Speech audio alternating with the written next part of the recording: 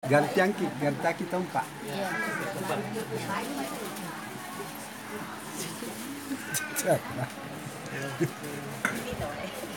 Kalau ada yang nonton nanti di sini ada kelihatan berapa orang yang nonton.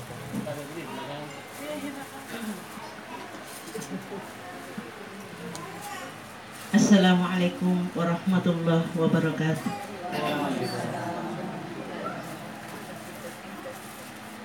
A'udzu billahi minasyaitonir rajim. Apa? Ada 3 orang yang nonton. Ada yang ketiga. Bismillahirrahmanirrahim.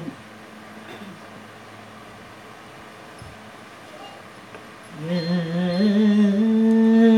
ayyuhallazina amanu taqullaha haqqa tuqatih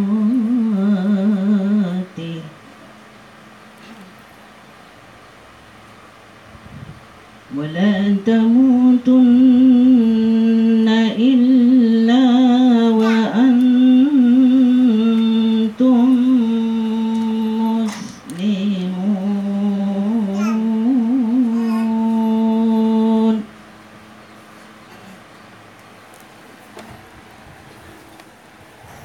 Wa'tasimu bihablillahi jami'an wa la tafarraqu.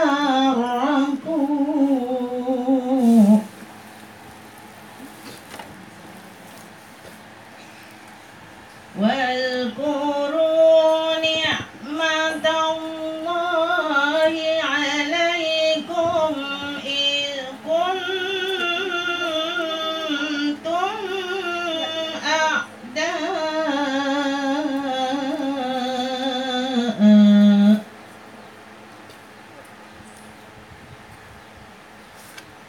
fa'alafa baina qulubikum fa'asbahtum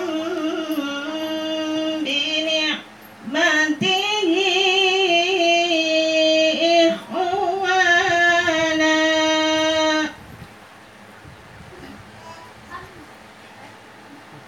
wa kuntum ala syafa hufratin minan nari fa'anqadhakum minna kadzalika yubayyinu Allahu lakum ayatihi la'allakum tahtadun.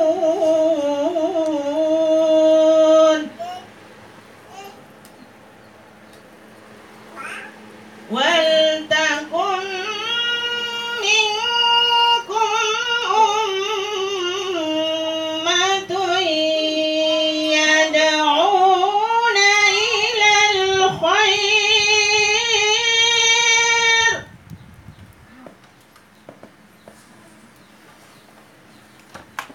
wa ya'muruna bil ma'rufi wa yanhauna 'anil munkar wa ulaika humul muflihun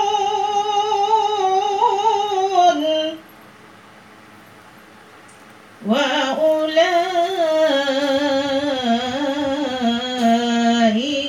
humul muflihun. Shadaqallahul azim. Assalamualaikum warahmatullahi wabarakatuh. Waalaikumsalam warahmatullahi wabarakatuh. Demikianlah pembacaan ayat suci Al-Quran. Semoga Allah Subhanahu wa Ta'ala senantiasa melimpahkan rahmatnya kepada kita semua. Baiklah, acara selanjutnya yaitu ceramah agama dari Ustaz. Dengan ini diserahkan.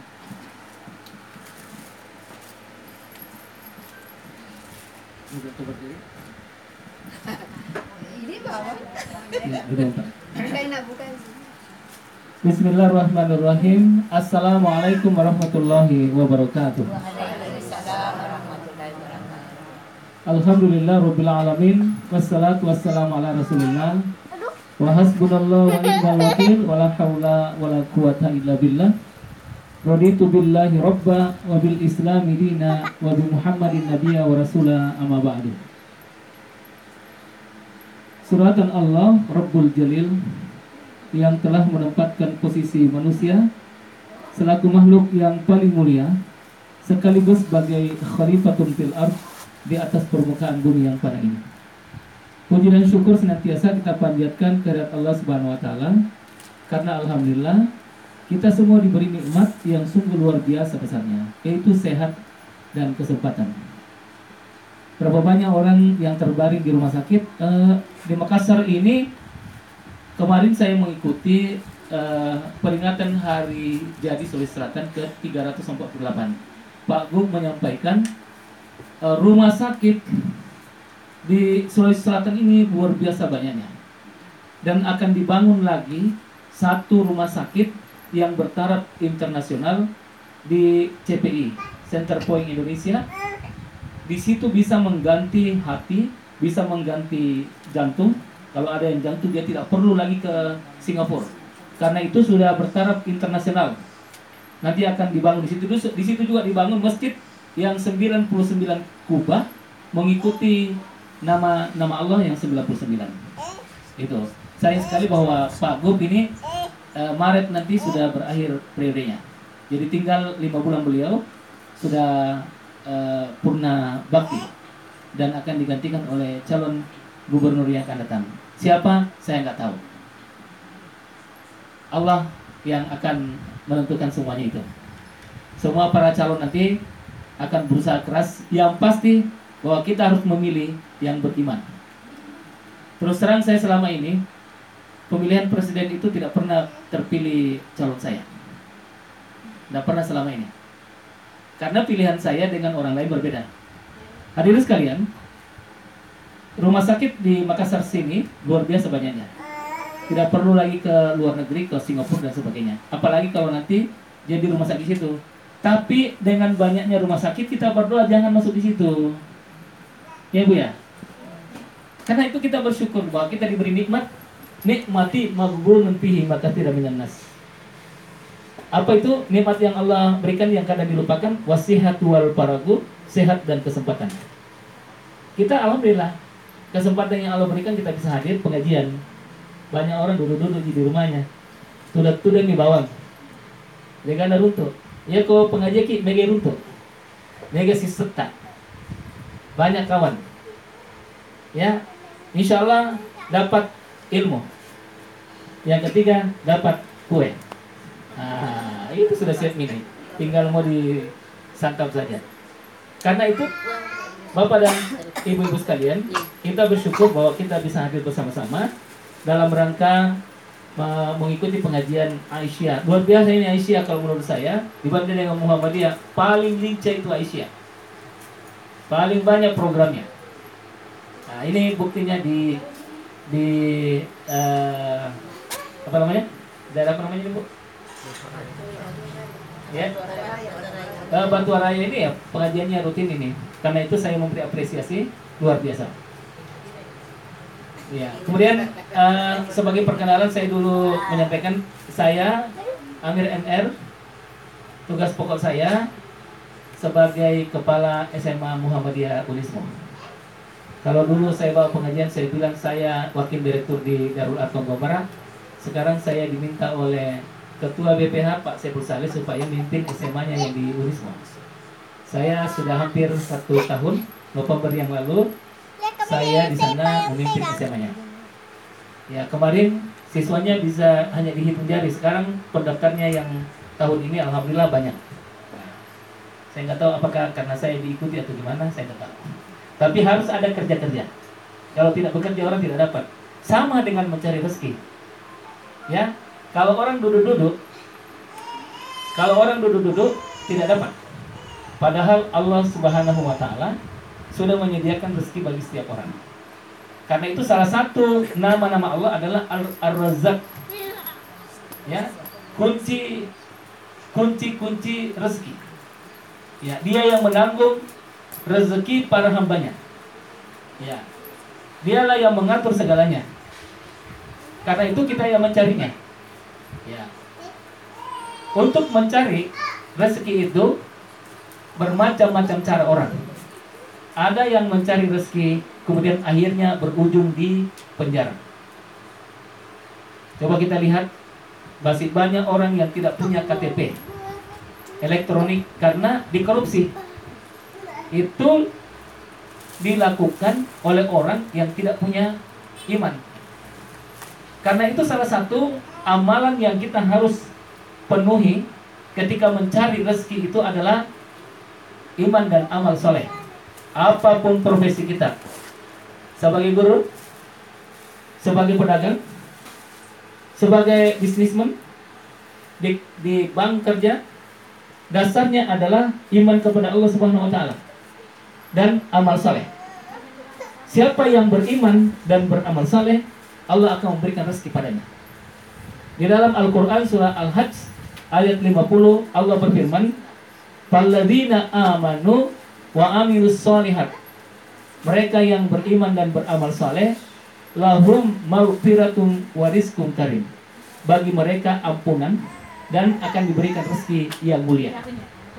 Jadi siapa yang beriman dan beramal saleh, bukan saja diberikan rezeki, tapi diampuni oleh Allah.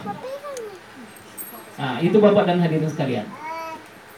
Kalau usaha mencari rezeki kemudian tidak dilandasi dengan iman dan amal soleh, maka Allah tidak memberi rezeki. Ada dapat, tapi menjadi siksa baginya. Berapa banyak Pak orang membanting tulang, pergi pagi pulang pagi, dapat tapi habis untuk keperluan yang tidak ada manfaatnya. Mengapa? Itu disiksa oleh Allah. Ya, bukan rezeki yang mulia, tapi bagi orang yang mencari hidup ini, mencari rezeki kemudian dilandasi dengan iman dan amal soleh, maka Allah akan memberikan rezeki yang mulia. Sedikit tapi berberkah.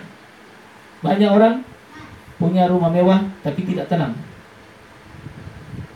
Rumahnya bagus, berlantai sekian, kalau dilihat dipandang dari depan luar biasa mewahnya, tapi tidak tenang di dalam.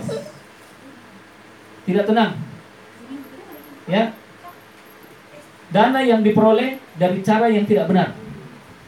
Uang yang diperoleh dari cara yang tidak benar.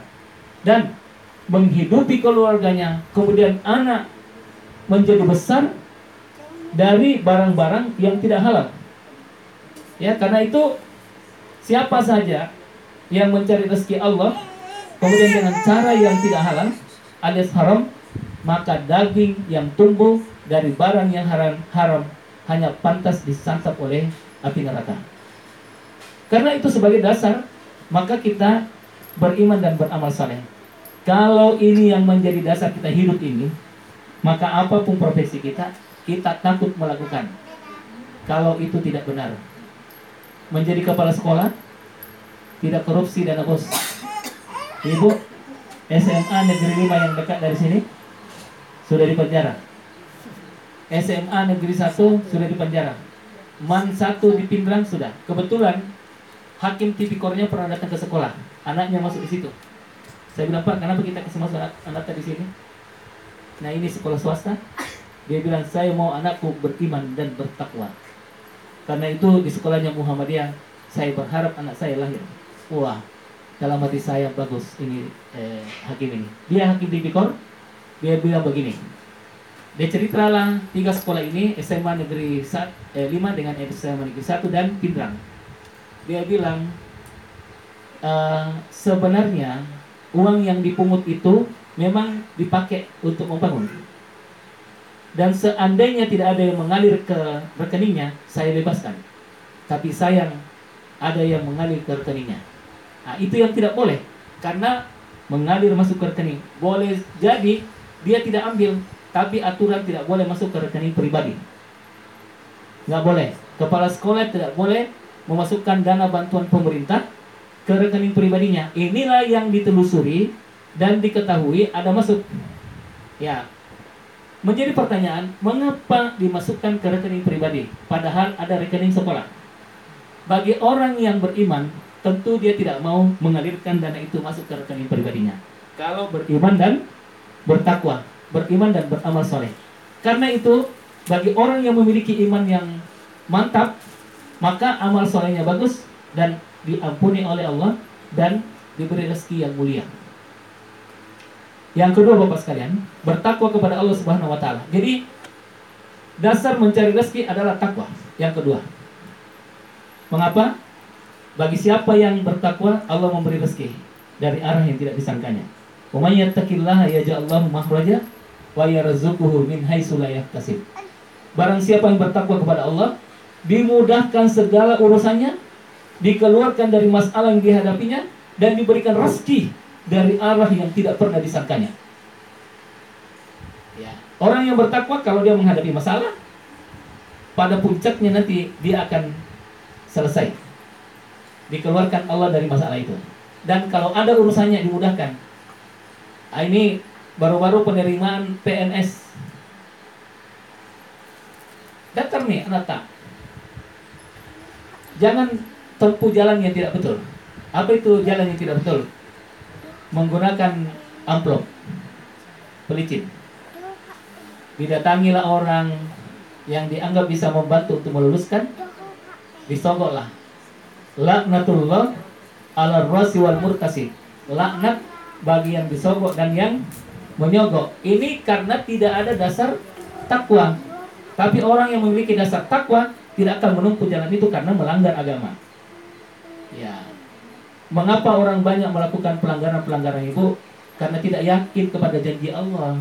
Dia tidak yakin bahwa semua rezeki itu datangnya dari Allah. Ar-Razzaq, Allah yang maha pemberi, Allah yang maha memberikan rezeki. Hadirin sekalian, tidak apa-apa saya cerita sedikit ya tentang diri saya, Bu ya. Saya itu sesudah Ramadan saya dikirimi tagihan oleh bank. Kita ini PNS Ibu, kalau tidak ambil kredit KPR rumah, tidak bisa kita bangun rumah. Karena itu saya mengambil KPR pinjaman KPR perumahan. Terakhir, apalagi ketika kemarin ini peralihan gaji dari kota ke provinsi itu terlambat keluar Ibu. Ya, saya tidak membayar sebulan Ibu. Saya tidak membayar sebulan, ditambah dengan tagihan yang terakhir. Jumlahnya 5.231. Saya baca, wah ini saya ditagih. Uang saya tidak cukup. Cuma 3 juta.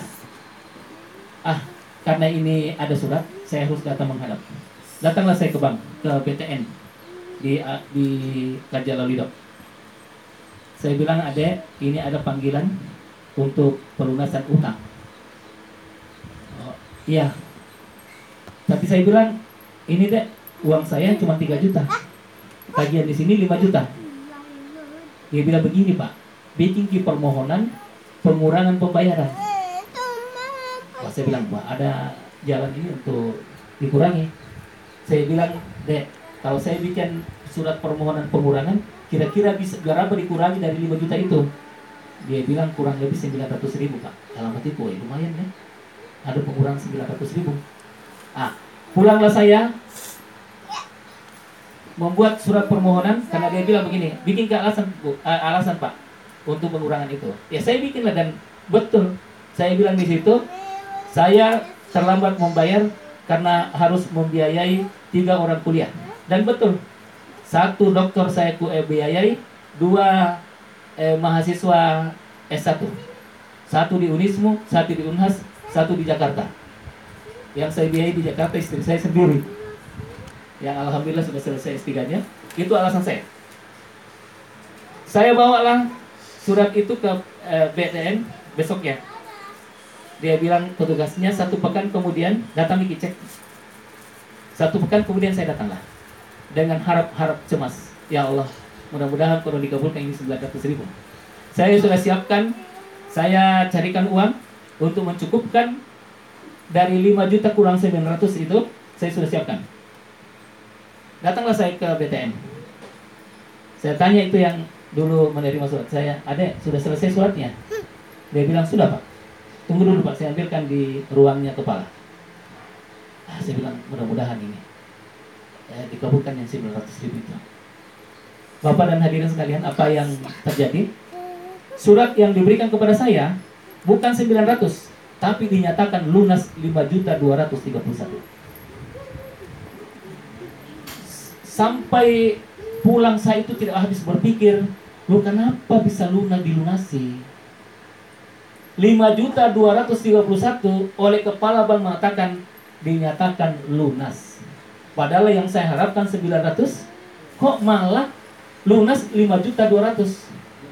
Saya tidak tahu apakah saya masih kategori dalam orang bertakwa karena ini baru Ramadan, tapi Allah memberi rezeki dari arah yang tidak pernah saya sangka-sangka. 900 pun saya masih was-was jangan sampai tidak dikabulkan. Ternyata lunas seluruhnya 5.231. Luar biasa.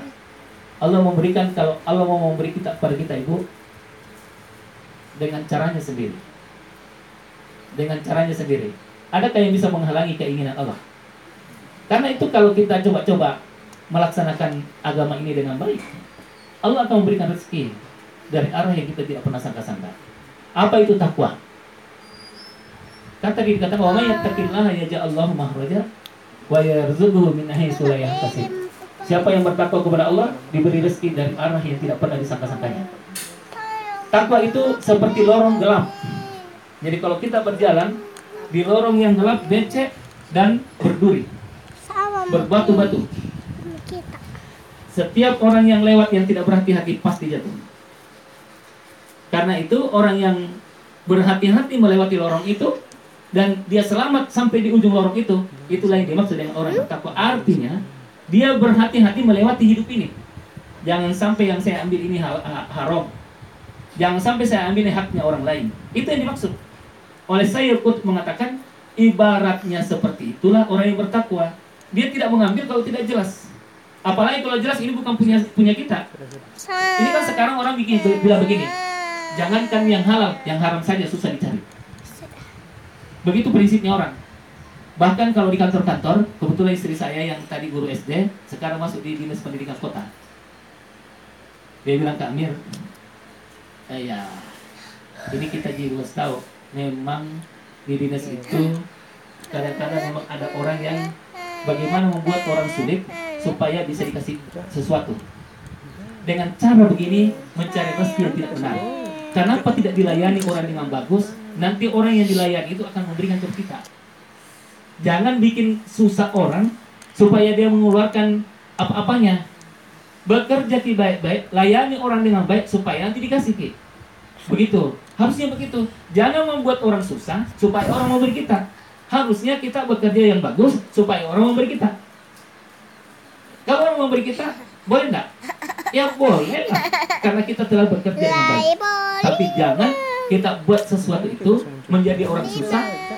Apalagi ada niat kita, kalau saya kasih susah dia, biar supaya nanti dikasih saya uang, supaya saya bisa kerjakan punyanya dengan baik. Bapak dan hadirin sekalian, karena itu bagi kita orang yang beragama, apalagi Aisyah, apalagi Muhammadiyah, tidak boleh menempuh cara-cara yang tidak benar. Dan itulah pengejawatan dari hidup bermuhammadiyah dan hidup beraisyah. Ya, saya diuji lagi nih Bu, karena jadi kepala sekolah lagi. Dulu waktu saya kepala sekolah di SMA Muhammadiyah 2 periode, pernah saya menerima dana BOM, bantuan operasional manajemen Pak. BOM namanya.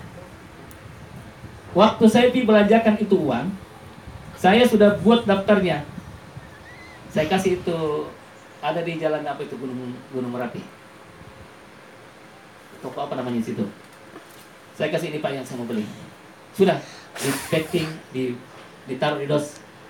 Sesudah itu dia bilang, Pak, sudah. Saya bilang, oh ya, berapa saya tulis di kwitansi ini. Dia bilang begitu. Loh, kenapa kita bertanya begitu? Kita tidak tahu berapa barang di situ dan berapa harganya. Dia bilang begini, Pak. Kalau kepala sekolah itu biasa datang belanja, dia mau dirubah jumlah yang dibeli dan dinaikkan harganya. Saya bilang, Pak, saya ini orang Muhammadiyah. Percuma saya jadi orang Muhammadiyah kalau saya mau begitu. Untuk apa saya bermuhammadiyah? Muhammadiyah mengantarkan saya ke pintu surga, bukan mengantarkan saya ke pintu neraka. Gitu, Bu. Itu yang harus dijamkan, Ibu, ya. Bahwa kita beraisyah, kita bermuhammadiyah itu diantar kita ke pintu surga. Ya. Kalau misalnya saya di Muhammadiyah diajarkan dengan cara yang tidak benar, itu artinya Muhammadiyah mengajarkan kita ke pintu, mengantarkan kita ke pintu neraka. Muhammadiyah ini dan Aisyah mengantarkan orang ke pintu surga. Saya bilang diuji tak ini. Ini saya lagi di kepala sekolah. Saya menjadi induk klaster, Pak. Ibu, induk klaster membawahi 5 sekolah. Induk klaster di kurikulum 13. Ada dananya 60 juta dan saya bertanggungjawabkan. Dapat juga dana bos. Saya kasih tahu teman-teman, saya mohon dana bos ini mengantarkan kita semua masuk ke surga. Jangan membelanjakan yang tidak benar. Jangan membelanjakan membuat kwitansi yang fiktif. Saya kasih tahu teman-teman di sana. Kerjakan dengan baik. Insya Allah kalau kita kerjakan dengan baik ini, kita aman di dunia ini dan selamat di hari kemudian nanti. Jadi hidup ini penuh cobaan. Alladzi khalaqal mauta wal hayata liyabluwakum ayyukum ahsanu amala. Hidup dan mati ini diciptakan oleh Allah untuk menguji siapa di antara kita ini yang paling baik amalnya. Di antara kita ini, Bu, diuji oleh Allah. Siapa yang paling baik di antara kita? Ya? Siapa di antara kita yang paling baik? Dan yang menilai itu semua adalah Allah Subhanahu wa taala. Silahkan kita bekerja dengan baik. Yang kedua, bersyukur kepada Allah mendatangkan rezeki. Ya. Siapa yang bersyukur kepada Allah dimudahkan, ditambahkan rezekinya. Apa ayatnya itu, Bu? Siapa yang hafal ayatnya? Yang hafal ayatnya, kalau dikasih rezeki ditambah oleh Allah, dan kalau dia kufur diberi azab. Ya, betul. La in syakartum la azidannakum wa la in kafartum inna adzabi lasyadid. Siapa yang mensyukuri nikmatku, ku tambah. Bukankah dapat rezeki kalau begitu? Dapat rezeki, ya? Siapa yang mensyukuri nikmatku, aku tambah. Dan siapa yang kufur terhadap nikmatku, ku kasih azab. Nah, itulah di awal tadi saya katakan bahwa banyak orang yang kaya tapi tersiksa hidupnya. Hidup di rumah mewah dengan perasaan berada di dalam neraka. Mengapa? Karena dia tidak mensyukuri nikmat Tuhan yang datang ke situ, barang yang haram. Padahal dia sudah punya tunjangan luar biasa. Dia tidak cukup dengan tunjangan yang diberikan, dengan jabatan yang diberikan, masih diambil lagi yang lain. Ini namanya tidak mensyukuri nikmat Allah. Maka kata Allah berfirman, diberi azab. La in syakartum la azidannakum wa la in kafartum inna adzabi lasyadid. Karena itu kita syukur. Naik gaji, jangan bilang kenapa sedikit ini? Pernah mertua saya tegur. Itu kan pensiun mertua aku dong. Baru sedikit pensiunnya. Dikasih naik sedikit nih. Tidak ada. Sedikitnya dia bilang, Mama, tidak boleh bilang begitu. Tidak boleh bilang begitu. Yang kita ucapkan adalah alhamdulillah. Karena soal banyak sedikitnya itu sangat bergantung pada berkahnya. Kan biar sedikit yang berberkah. Ibu dan Bapak sekalian, mungkin ibu tidak percaya ya. Gaji saya yang hanya 2.500.000. Karena sudah dipotong tadi kredit 5 juta lebih, tapi dipotong setengahnya menjadi tinggal 2.500.000. Bisa enggak membiayai 3 orang kuliah? 1 di Jakarta, istri saya yang S3 di sana, 2 kuliah di sini, 1 SMP dengan gaji 2.500.000. Akal sama sekali tidak bisa menerima, tapi kenyataannya bisa selesai dan bisa jalan. Dari mana itu rezeki? Allah yang memberi. Ya, jadi jangan bilang, wah tidak cukup, apalagi kalau pendidikan. Insya Allah rezeki orang yang sekolah itu ada saja. Jadi kalau ada anak tak kasih sekolah lagi. Karena harta ya yang paling bagus kita berikan kepada anak adalah pendidikan. Ya, kalau tanah nanti berebutan, rumah berebutan. Tapi kalau ilmu dikasih, maka tidak ada yang bisa merebut antara si A dengan si B. Karena itu Bapak dan hadirin sekalian, kita bersyukur kepada Allah supaya ditambah rezeki. Dan siapa yang tidak bersyukur, kata Allah, akan diberikan azab. Dan yang terakhir, nanti ditanya jawab kita perluas. Bersedekah. Jangan diseket. Karena ciri orang yang bertakwa itu ya adalah orang yang suka berinfak. Ya toh? Disebut di dalam Al-Qur'an di surah Al-Imran ya, bahwa orang yang berinfak baik dalam keadaan lapang maupun dalam keadaan sempit itu tanda dia bertakwa kepada Allah. Dan di surah Al-Baqarah ayat 261 Allah berfirman, "Matalul ladzina yunfikuna amwalahum fi sabilillah kamathali habbatin ambatat sab'a sanabila fi kulli sunbulatin mi'atu habbah. Wallahu yudha'ifu liman yasha' wallahu 'alimun 'alim." Perumpamaan orang yang bersedekah itu sama dengan menanam sebiji padi. Kemudian tumbuh 7 bulir. Dan di setiap bulir ada biji, buahnya 100. 100 dikali 7, 700. Jadi kalau kita memberi 1, Allah akan memberikan 700. Kapan Allah memberi 700? Bisa di dunia, bisa di akhirat. Karena tidak dijelaskan bahwa itu 700 di dunia atau di akhirat. Jadi dua-duanya bisa diberi. Jadi jangan heran kalau sewaktu-waktu ibu tidak tahu, ada lagi rezeki ini. Allah membalasi kita apa yang kita berikan. Dan itulah sesungguhnya investasi yang tidak pernah ada orang berebut adalah investasi akhirat, berinfak, bersedekah, dan berzakat dari harta yang Allah berikan.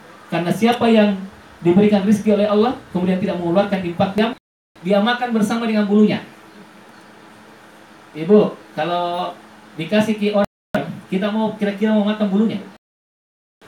Kita mau makan isi-isi dalamnya? Enggak kan?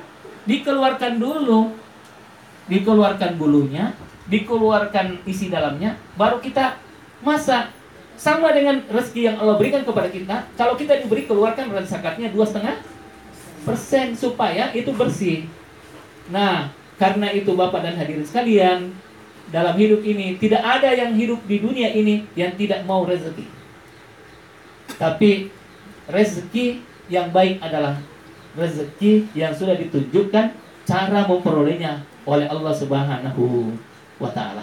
Silakan cari, dan Allah sudah menyediakan rezeki setiap orang. Jangankan orang, burung pun yang tidak punya pekerjaan terbang di pagi hari, pulang dalam keadaan kenyang.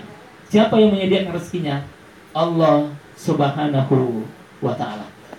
Subhanakallahumma rabbana wa bihamdik, nasyhadu an la ilaha illa anta astaghfiruka wa atubu ilaik. Assalamualaikum warahmatullahi wabarakatuh. Waalaikumsalam.